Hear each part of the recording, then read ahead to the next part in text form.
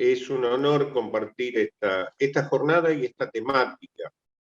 Realmente creo que es algo que tenemos que tratar de conciliar desde lo académico y tratar de permear las estructuras de poder de los decisores políticos y sociales para que sean tomadas en cuenta las recomendaciones, los planteos, los consensos que se generan en estos encuentros.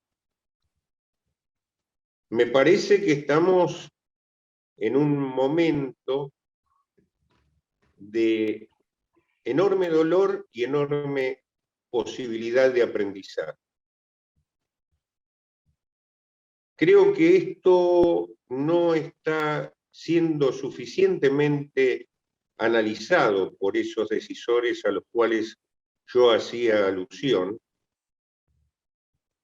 y esto está en relación a la existencia de un verdadero apartheid etario que existe en Argentina y en muchos otros países, donde se invisibiliza la problemática del envejecimiento, se la niega y constituimos sociedades erascofóbicas con un enorme miedo de lo que se oculta y no se analiza.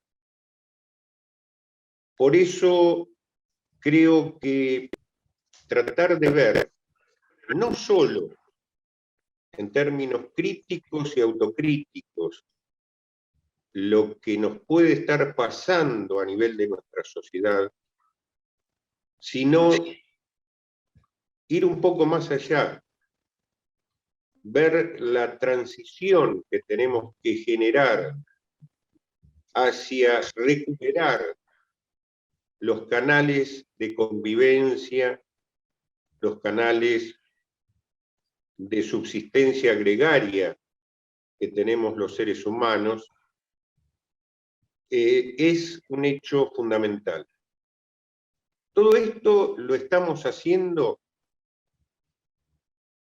decía, en un momento de extremado dolor, de los más de 108.000 fallecidos que hay en Argentina. Más del 80%, al día de hoy el 83% son adultos mayores. Muchos de ellos llegaron a este desenlace fatal por falta de medios necesarios y correctos en la atención, por falta de predicción, por malas políticas, por problemas estructurales en los sistemas, y porque los tres pilares que sostienen a nuestra sociedad, o que debieran sostenerla, están en crisis desde antes de la pandemia. Tres pilares que sintetizan el criterio de seguridad social, que son el trabajo y la previsión, la salud y la educación. Estos tres pilares tuvieron desarrollos comunes, fortalezas comunes, y hoy están teniendo una fuerte crisis en común. Decía que no es un problema aislado el de Argentina respecto, sobre todo, a Latinoamérica y a muchas otras partes del mundo. Pero no avancemos por comparación, sino avancemos sobre nuestros propios consensos y dificultades.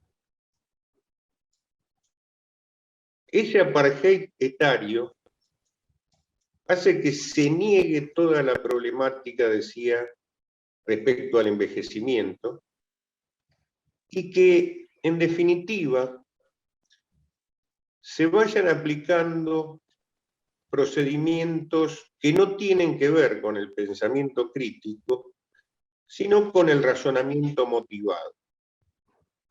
Lo que para César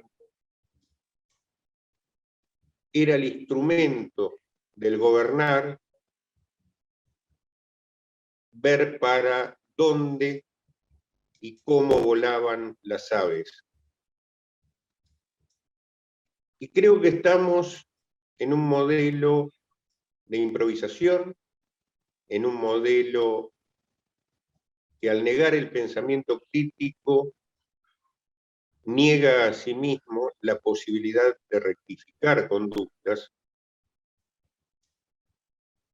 y también genera contradicciones en términos de la propia moral y la ética imperante.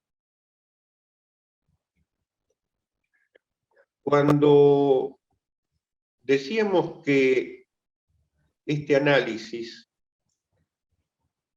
que como resultado y en observancia de estos temas y avanzamos hacia un verdadero abismo,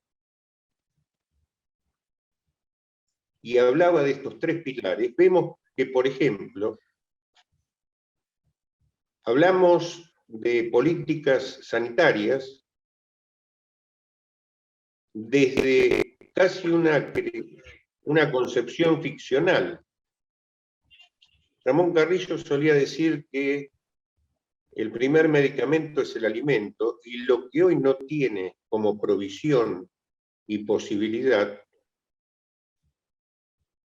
el adulto mayor en Argentina es el alimento en su amplia concepción. Refiero no solo a los nutrientes necesarios, sino a la calidad del mismo y al hábitat que lo tiene que proteger. Y esto es una obviedad. Ahora, describir la obviedad termina siendo difícil porque hay que aplicar lo que hoy está faltando en nuestros decisores sociales y políticos, que es el sentido común. Si yo digo algo muy simple, 4,5 millones de argentinos tienen que vivir con 23.000 pesos, y con alguna gracia del príncipe, que se convierta en una dádiva, lo que estoy diciendo es: estamos en una sociedad que está reemplazando derechos por limosnas. Y esto viene ocurriendo en el tiempo a través de las diversas administraciones. Ejemplo de esto: en los últimos 3 años y medio, con administraciones diversas, el haber del jubilado perdió el 50% de su poder adquisitivo. Les cuento lo que todos saben: perdió 6 puntos en diciembre del 2017 con el llamado factor empalme de las leyes, de los cambios de leyes de movilidad. Perdió 20, eso no lo digo yo, está reconocido por las distintas cámaras federales de seguridad social y está en la Corte.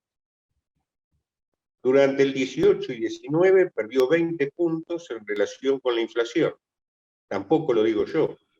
El que entonces era candidato, actual presidente de la Nación, tomó como eje de su campaña respecto a los adultos mayores, a los jubilados, este tema.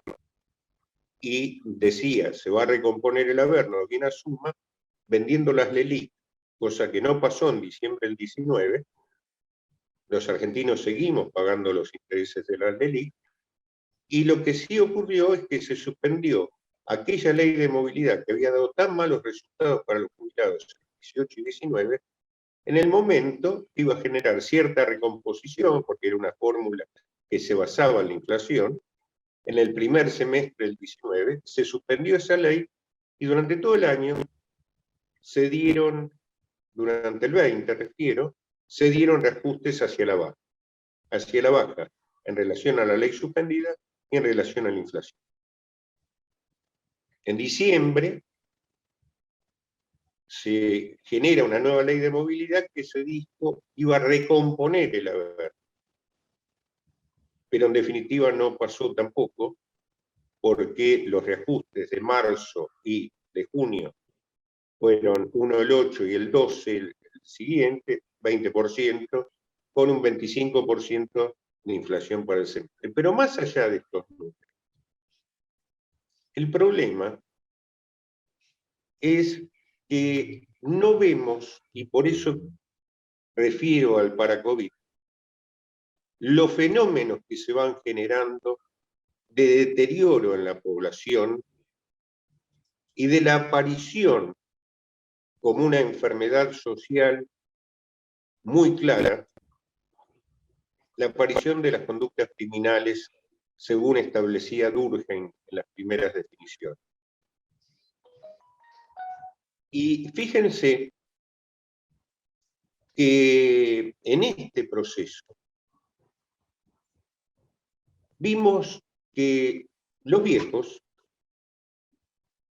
que tenemos sentido de los autocuidados, porque tenemos en nuestra memoria histórica los que ya transitábamos el mundo por esos años, lo que pasó en el 56 con la epidemia de poliomielitis, donde todo lo que veíamos era lo que después se vio ahora en la primera etapa de la pandemia. Higiene, lavado de manos, lavado de las calles. Y veíamos también, cuando íbamos a la escuela, que el compañerito de al lado de nuestro pupitre no estaba.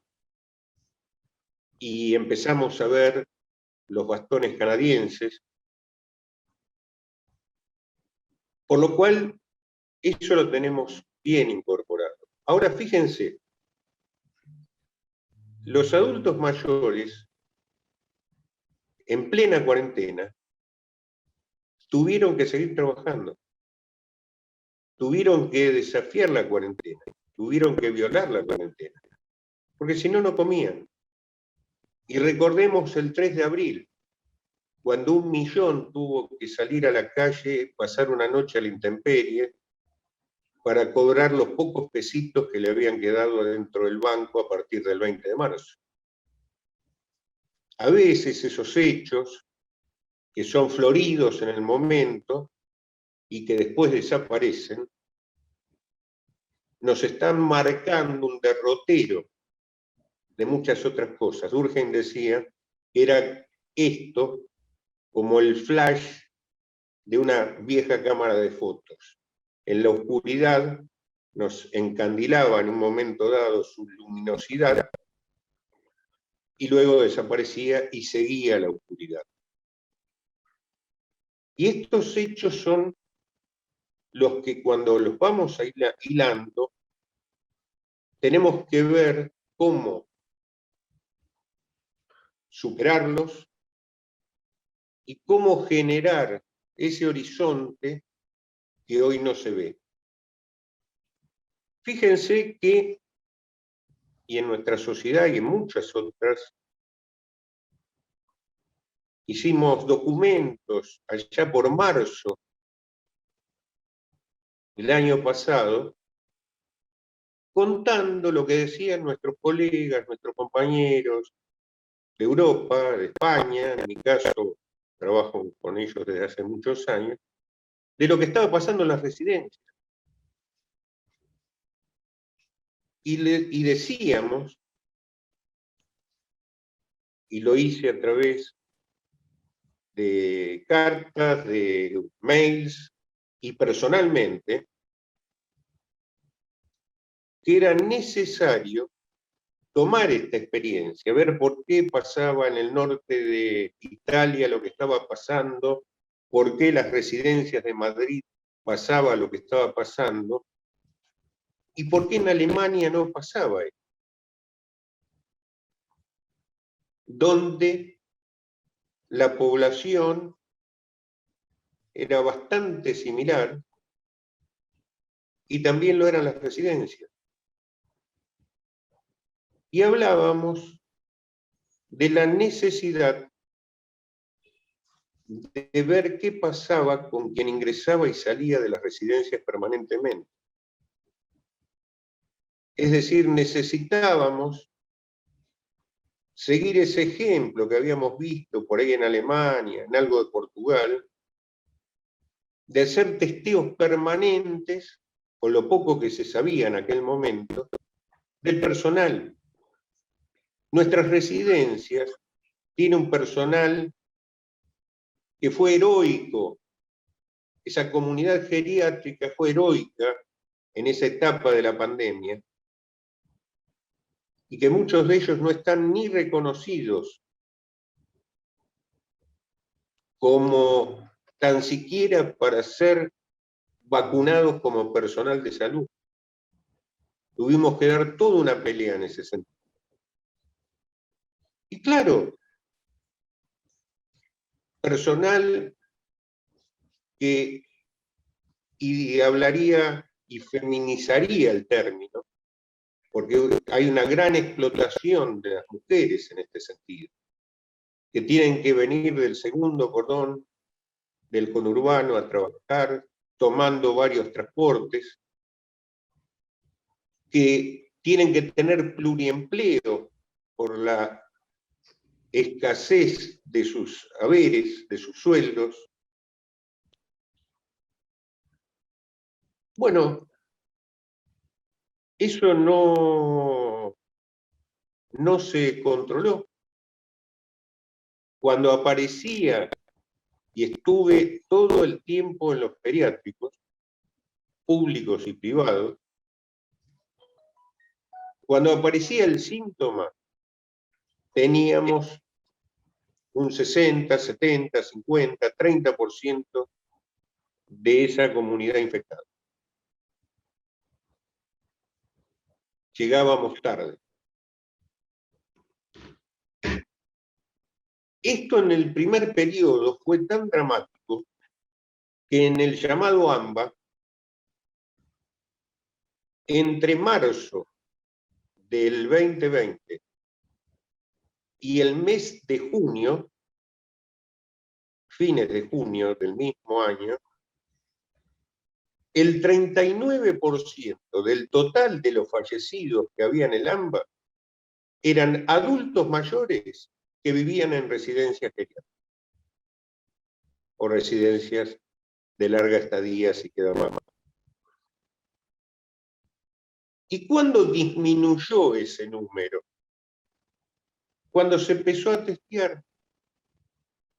Cuando se empezó a testear sistemáticamente en muchos de los partidos del Gran Buenos Aires y en la ciudad de Buenos Aires. No había test suficientes y no había decisión, y al día de hoy tenemos testeos absolutamente insuficientes en Argentina. Al día de hoy, que estamos hablando de los problemas de la vacuna, en Argentina todavía no se testea lo necesario. Y obviamente tampoco se puede hacer seguimiento de las variantes y demás. Ahora bien, volviendo a nuestro tema, ¿qué se iba dando en paralelo? Las pérdidas, se iba dando el encierro,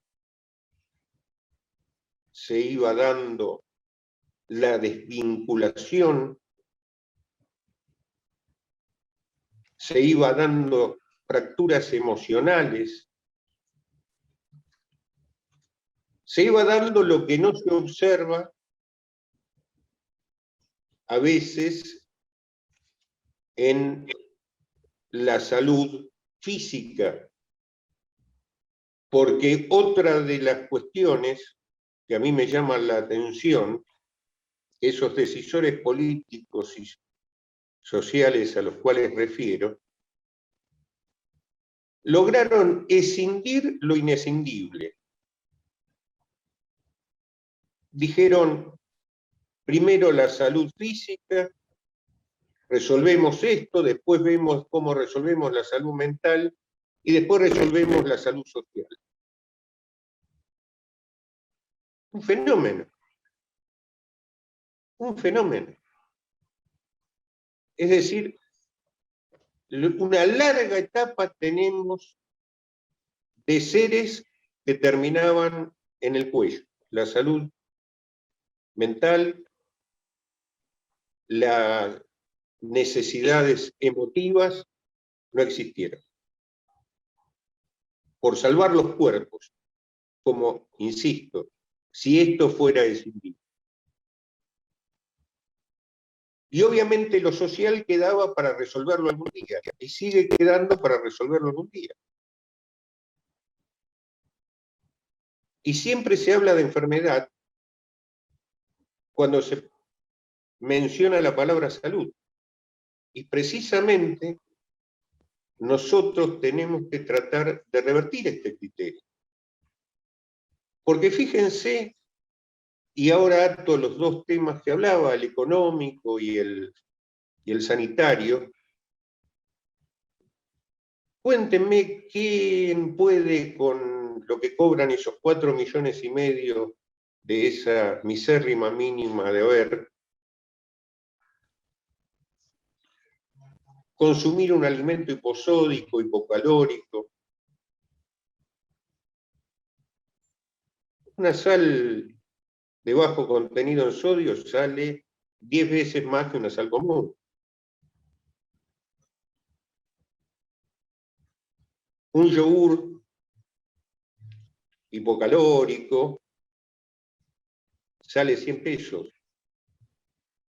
¿Y saben cuánto fue el reajuste que van a tener para el mes de septiembre los jubilados? Por día, 96 pesos. No llegan ni a incorporar el yogur. Por eso creo que a esto agrego otro concepto, y en este marco que hemos visto muy claramente, que es que tampoco se tiene en cuenta un elemento que tenemos los que gozamos de un exceso de juventudes acumuladas, que es el tema de la dignidad. Y que a veces que nos llene nuestro hijo la heladera nos resulta bastante más doloroso y bastante peor para la salud que el tenerla vacía y no comer. Y fíjense que en este sentido tenemos que ver que aquellos adultos mayores que tenían una rueda de auxilio en las familias, la perdieron. ¿Por qué? Porque la pandemia disminuyó notoriamente los ingresos familiares. Y el adulto mayor, cual si estuviéramos en la vieja cultura esquimal, aquellas novelas que leíamos de la vida en el polo, de ese iglú donde cuando el viejo ya tenía los dientes gastados y no podía roer el pescado seco, salía del iglú y se iba al polo para que los otros pudieran seguir viviendo, se iba a morir. Que tenía que ver con un mecanismo de subsistencia elemental en una microsociedad elemental. Ahora, hoy, en plena civilización, terminan pasando conductas de ese tipo, solo que el adulto mayor no opta por irse, sino que lo sacamos a patadas socialmente. Entonces, me parece que estos temas son los que hoy están transitando con lo que seguimos hablando diariamente y que seguramente estamos a un paso más o menos corto o largo, según los desaguisados que se cometan al respecto, de superar el tema del virus, de la enfermedad, de las variantes, de la E, de la delta, la epsilon, etcétera, etcétera. Pero el para-COVID nos sigue arrastrando al abismo. Tenemos que aunar fuerzas para salir del apartheid etario, para evitar lo que hoy desgraciadamente ocurre, que es la naturalización de ese apartheid. Es una jaula sin rejas, pero donde se nos va metiendo a partir de un momento dado. El edadismo va apareciendo en medidas de las más supuestamente intrascendentes. Hoy hay elecciones, yo sigo poco el tema porque me aburren lo que dicen los políticos, no lo entiendo. Entiendo bastante menos que las metáforas de los poetas franceses del siglo XVIII. Pero lo que estoy viendo es, primero, que de estos temas ni se tocan. Estoy viendo que esa negación genera medidas, decía, de las más supuestamente intrascendentes. Hoy hay elecciones y leo por ahí que hay una cámara electoral, una cosa así, que dicta una disposición que podrán ser autoridades de mesa los ciudadanos de 18 a 50 años. En un lado 50, 55 años. Ahora, resulta que el voto es obligatorio hasta los 70 años. Y es más, que es facultativo después de los 70 años. Entonces, si yo tengo el derecho al voto hasta los 70 y la facultad para seguir votando, ¿por qué no puedo ser autoridad de mesa? Digo, mucho mejor no serlo, prefiero el asado en casa. Pero, digo, en cada una de estas medidas, uno va viendo cómo se ratifica ese edadismo que, para simbolizarlo brutalmente, hoy, cuando a los 60, a los 65 años, la biología nos permitiría una vida con calidad durante 15, 20, 25 años más, en Argentina, ese sistema de cosas a las cuales aludía, nos aplica ese mismo día un rifle sanitario, con las consecuencias que vimos o que no advertimos, pero sí las sufrimos todos los días. Para concluir, diría que los viejos no somos demasiado importantes, más allá de ser una pequeña parte de la historia de una cultura, de una sociedad. Y que el collage de esas pequeñas partes es lo que motoriza el futuro de esa sociedad. Por lo cual, cuando se va desarmando, ese futuro se convierte muy complicado para aquel que está viendo el espejo que adelanta, y en ese espejo se proyecta la imagen de alguien pobre, de alguien que no tiene deseo, de alguien asexuado, de alguien que no tiene roles. Y el joven, el que está en camino de, y ese espejo le devuelve esa imagen, ¿por qué iba a generar un proyecto de vida? ¿Por qué va a estructurar su futuro a partir de lo que está viendo? Por eso creo que recomponer esto, que tiene innumerable cantidad de vías como las que acá se analizaban durante el día de hoy,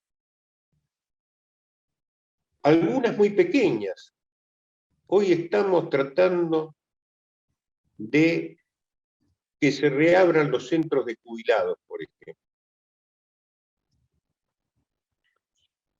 Porque todos pidieron por los bares, por los restaurantes. Ahora, los centros de jubilados, que muchos de ellos desaparecieron porque no se pudo pagar el alquiler, porque no se pudieron pagar los servicios, porque se cayó el techo, parece ser que no son parte de esa recomposición, de esa reestructuración, de ese futuro que necesita la sociedad. Digo, esas pequeñas cosas son las que tal vez generen las condiciones para ir recomponiendo y evitando los efectos del para-COVID. Yo creo que necesitamos audacia, necesitamos llamar las cosas por su nombre. Cuando los jóvenes fornidos, funcionarios o no, de cualquier color político, lo que fuere, se vacunaron heroicamente en enero, no estaban haciendo una picardía, no estaban colándose indebidamente en la fila, lo que estaban firmando una sentencia de muerte para un adulto mayor que era el que tenía que haber recibido en ese momento la vacuna. Porque no había vacuna. Entonces, si como sociedad suponemos que son actos intrascendentes o que son problemas individuales y que no los tenemos incorporados a un contexto de una recomposición integral de la misma, que tiene que ver con los tres pilares: trabajo y previsión, salud y educación. Y llamar las cosas por su nombre. Lo económico, el haber no es seguir discutiendo si le recomponemos, si le damos el bono, no. Es cómo se financia un sistema. Cómo se financia un sistema. Y esto es ver de dónde se saca la plata. Y de dónde se saca la plata en un sistema que hoy se saca la mitad de lo que se supone pusimos durante nuestra vida los trabajadores, que ya no está, y que tenemos un 40-50% de trabajo negro que aporta cero, por lo cual eso es una mentira, y la otra mitad lo ponen los impuestos. Ahora, miren qué particular, de los impuestos que tienen porcentajes destinados a la seguridad social, el que más plata pone es el IVA, con el 11% mensual. Es el más regresivo de los impuestos, el que más afecta a los pobres. Nadie habla de por qué la renta minera o financiera no es tomada en cuenta para esto. Fíjense lo absurdo que vivimos cotidianamente. Ese impuesto que más afecta a los pobres, ese impuesto que paga el 21% el trabajador esclavizado en un taller clandestino en el fondo de mi casa, que lo veo desde la terraza, y que cada vez que toma mate me pongo contento y lo aplaudo, porque él, que no se va a poder jubilar en ningún lado, me está pagando la jubilación a mí. Miren qué disparate. O el jubilado que va a comprar ese yogur, que apenas llega a comprarlo, y que está pagando el 21% y se está pagando parte de su jubilación. Y así vamos transitando en lo económico. Es decir, vamos viviendo una mentira, porque encima a eso que ingresa se le van cargando nuevos programas, nuevos... Obviamente, ANSES tiene 7 millones de jubilados y pensionados y paga 28 millones de cheques por mes. Y no digo con esto que no son necesarios los otros programas, pero debieran pagarse de una cuenta genuina del presupuesto nacional. Si suponemos que queremos tener un sistema previsional que hoy no es que está en crisis, no hay en Argentina. Hoy el haber jubilatorio lo han convertido en un subsidio más. Las diversas administraciones, que está escrito en mi libro de cómo hacer amigos de la política. Por lo cual, el otro gran aspecto que tiene que ver con la salud, lo tenemos que replantear integralmente, desde lo que es la atención primaria, en la concepción de un modelo sociosanitario, desde lo que son las condiciones de vida, hasta lo que hoy vemos todos los días, la falta de una cama, o reducir una cadera después de 20 días de la fractura, cuando debiera ser una urgencia de 72 horas para que existan posibilidades reales y rápidas de rehabilitación, cuando el medio interno del paciente da para la operación.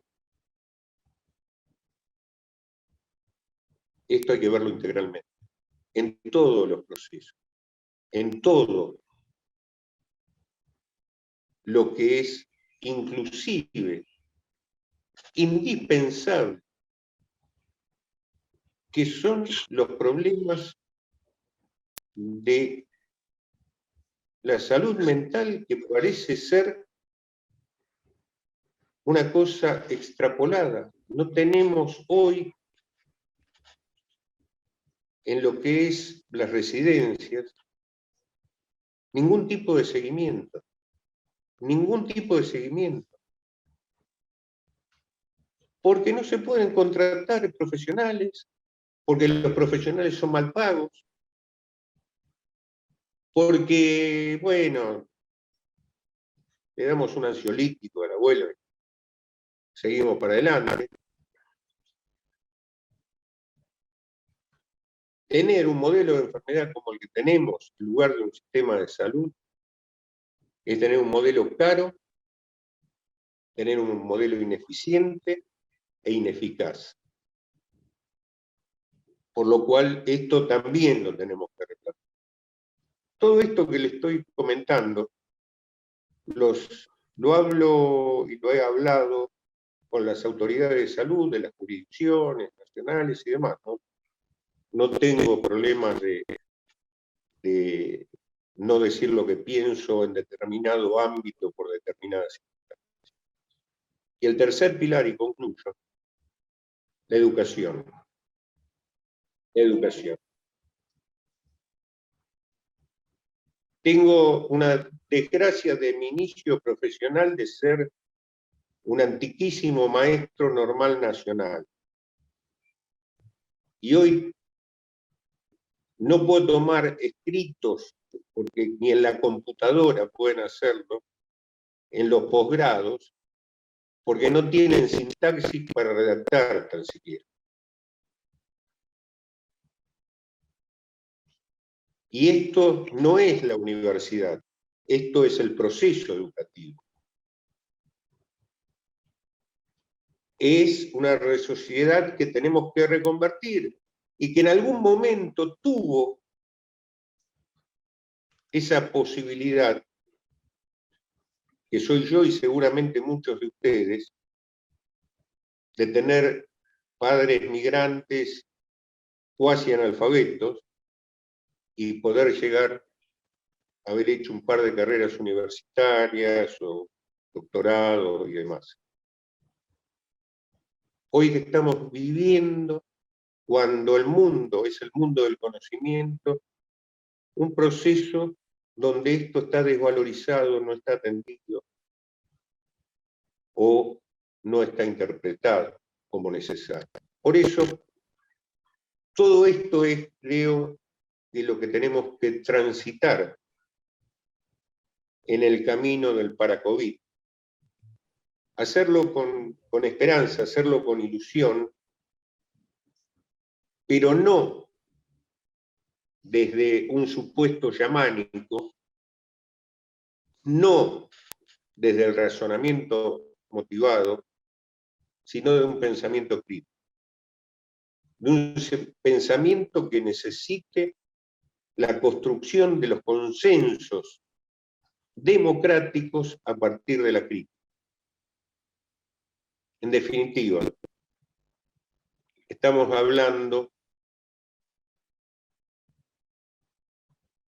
hablando nada más ni nada menos de la vida